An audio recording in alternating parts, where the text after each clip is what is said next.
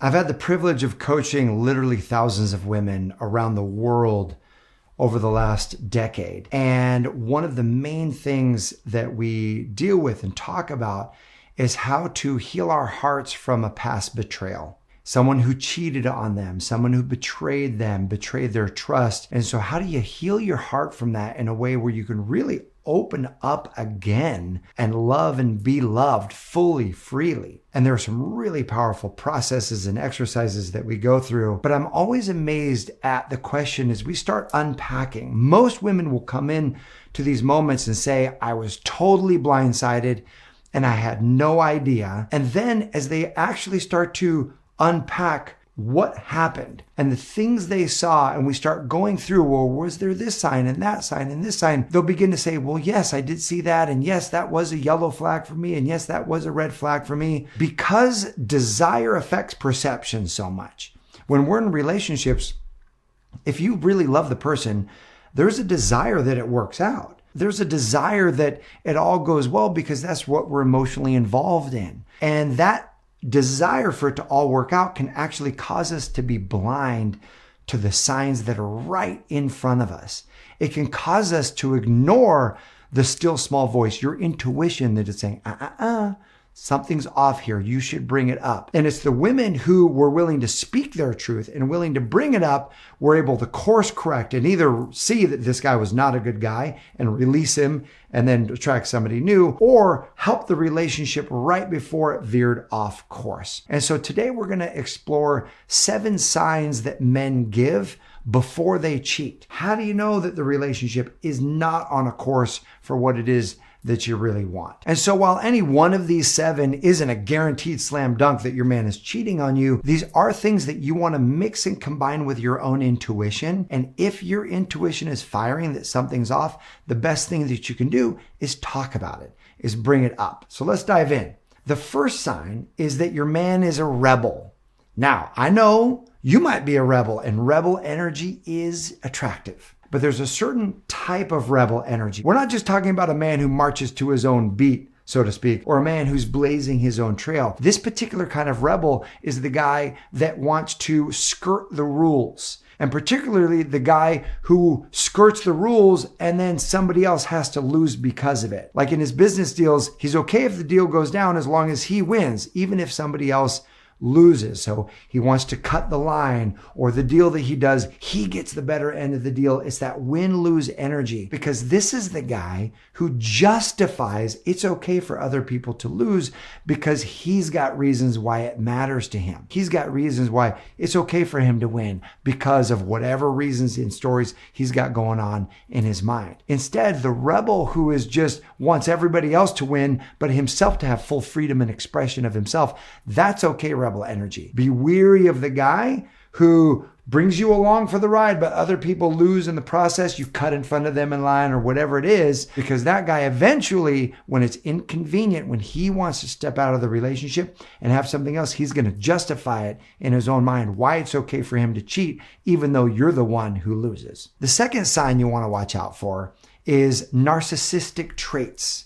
Now, I'm not saying that your guy is a narcissist, but the narcissism is such an intoxicating relationship because they come across so charming, so fun, so exciting, and so in love with you. You feel like you're on cloud 9 when you're with this person. But when there starts to be drama, the narcissist is never wrong, right? If there's a broken agreement, it's never that person's fault. So if your guy is exhibiting these narcissistic traits where he won't take responsibility, he's blaming you or blaming others or twisting reality and gaslighting, that's something you want to address early and often, because that path never ends well. Number 3, and this one is a little less obvious, and this one is he stops fighting with you. Interesting. Why would that be a sign? The Gottman Institute out of the University of Washington came out with this beautiful new book called Fight Right. And what it talks about is healthy relationships aren't just relationships where the people get along all the time. Actually, having arguments, having disagreements, having fights is a healthy part of relationships because you're invested. Now, we're not talking about abusive fights, physically, mentally, or emotionally. We're talking about where you're arguing with one another. You're standing up for your point because you're emotionally invested. If you notice that you guys are having disagreements and he just gives up. He just withdraws, disengages. So now you're right. And doesn't actually try to create a reconciliation and a coming together, then that's a red flag. And that's something that you want to solve and fix, because if that goes too long, either the relationship's going to end, or if the two of you have way too much commitment and ties, maybe you're married, maybe you have kids and own a house together. If ending that relationship becomes way more work than actually cheating, then that guy who's completely disengaged is going to find connection somewhere else. Similar to stopping fighting, number 4 is emotional withdrawal.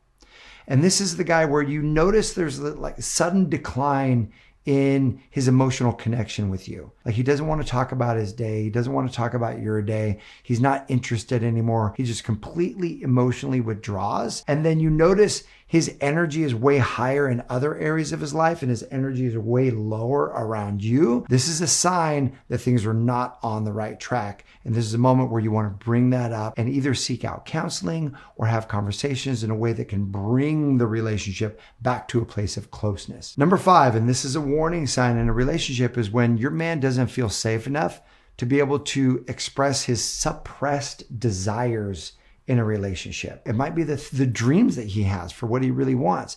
It might be sexual desires. It might be fantasies. It might be things that he wants to try. Esther Perel talks a lot about this, how in relationships, we often want one person to fulfill all of our needs and how much pressure that puts on that person, and how one of the things that becomes a hidden cancer in a relationship is not really expressing everything that you want. Whether or not that person is going to be able to fulfill that or not, just feeling close enough to express those desires and express those needs. Now, as I'm saying this, that's a scary thing, because what if he expresses a desire that you don't feel like you could fulfill, or vice versa? You express a desire that he can't fulfill. Guess what? That desire is not going anywhere. So there's really only 2 options. You either bring it out in the open and talk about it and then create a plan for how the two of you can come together. And often counseling or support is really great to help facilitate that conversation. Or if you don't have the conversation, guess what? That desire becomes suppressed and then expresses in one of 2 ways. It'll either express as a mutated form of a physical ailment that he's experienced because he's suppressed all that energy, or it expresses as secrecy and cheating outside the relationship. Way better to actually create an environment where you're both safe enough to share and have these conversations. And then if you need support with those, get with a counselor, get with someone who can help you navigate and facilitate those conversations. So let's talk about number 6. In this particular study, Dr. Alicia Walker interviewed over 40 men ages 27 to 70 who had all cheated. They'd gone onto a website where they could find another partner, and she talked to them about why they cheated. What is it that they cheated? And one of the things that bubbled to the surface, in fact, one of the main things, was a lack of respect in a relationship. That they didn't feel respected. They didn't feel validated. They didn't feel like their partner thought they were doing a good job providing what it is that they wanted. This desire to seek out another partner had way less to do about just satiating a sexual urge. It really even wasn't about that. It was way more about satiating an emotional need that they had. A need to be validated, a need to feel like they're enough. Now, here's what's fascinating. These men love their wives. They love the family that they had. They didn't want to actually blow up the relationship or end the marriage, but they still had that deep need of having someone validate them and dote on them and say that they were enough. And so the solution that they found, and in my opinion, is not a great solution, but they decided to go outside the marriage, and while they love their wives, get that validation from somewhere else. Now, no one knows exactly why the respect began to evaporate from this particular relationship. Nothing happens in a vacuum, right? It always takes 2 to create this relationship. But the very fact that this respect and validation wasn't there,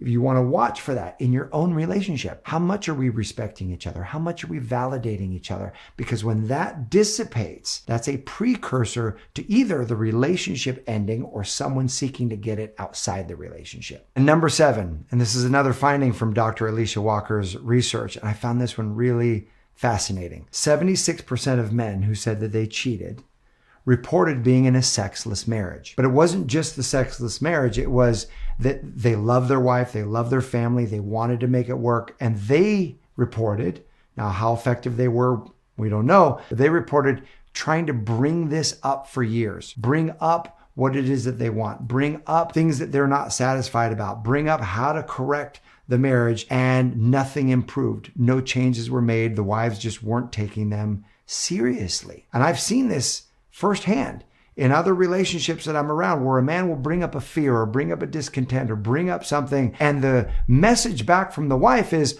oh, it's not that big of a deal, toughen up.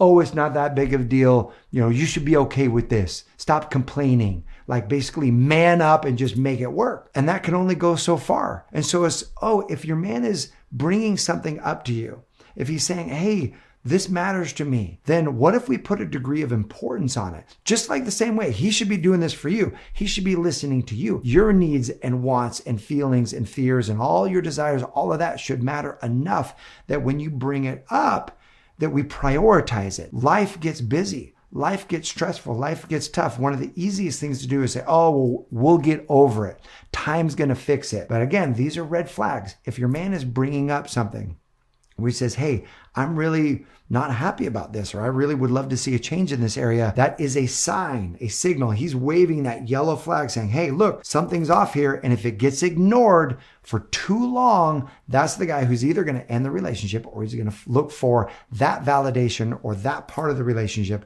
somewhere else. My question for you is, in the relationships you've been in, what are the red flags that signal either the relationship's going to end or somebody's going to cheat, if you've ever had that experience? And what I challenge you to do is, instead of saying, well, I was blindsided, there were no red flags, that's the easy route. That's like, well, I was perfect, the relationship was great, and there were no red flags. But what if there were? What if you could actually really go deep and look and say, what were the signs? What were the things? Because when you can own that, it gives you a way more sense of confidence to say, look, I can spot these things and I can know miles down the road before anything gets off track how to course correct and either release the relationship because I'm not with the right guy or build a beautiful relationship with the right guy. So I hope this serves you. I appreciate you. Here's to you finding your amazing guy, building a relationship that you love, and expanding the love in your life. Thanks for watching. I'll see you soon.